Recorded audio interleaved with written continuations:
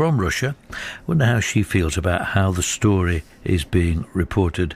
Anna, what's your take on it? What do you think's going on? Good morning, Ronnie, and thanks for inviting me over to the studio again.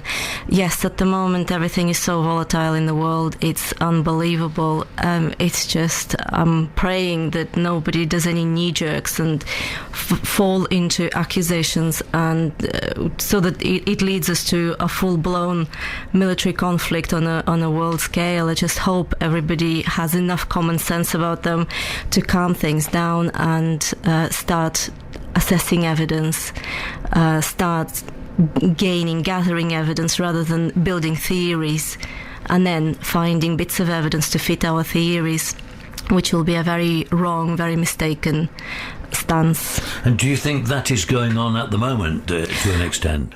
To an extent, yes, I do. And when I say that this is what I think, when I say that, I don't think one particular side is correct and other sides are wrong. I think Russian media is going into overdrive in over-representing the events as they happen in Ukraine, in blames and accusations. But with that said, I don't think Western media is any better.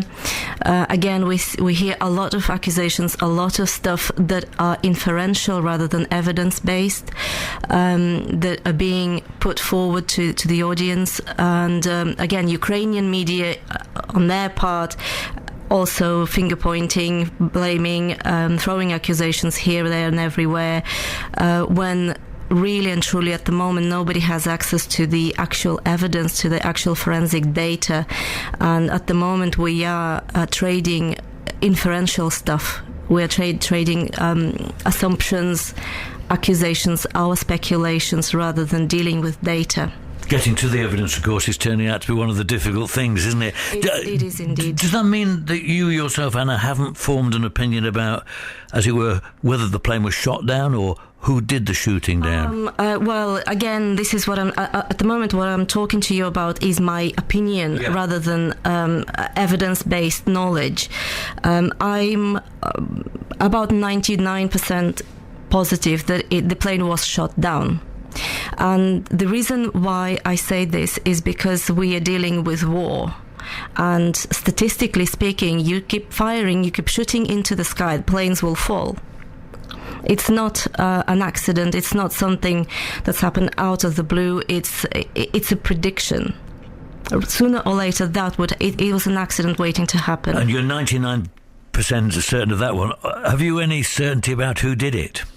At the moment, I wouldn't even like to speculate on that point, because moral and to trade accusations like that. And this is what I feel a lot of media representatives are doing at this stage, blaming and finger pointing, when in this volatile atmosphere in the world, this is it's a bad mistake. It's funny because the politicians aren't having that doubt, are they? They're saying, the Western politicians unanimously saying it's the Russian supported rebels, and Putin originally saying no, it wasn't, it was the other side. So the politicians are daring to say things that you're not. Yes, and it's wrong. It's wrong. It's just inflammatory. It's stirring up trouble in the region that is already very much troubled and very much divided.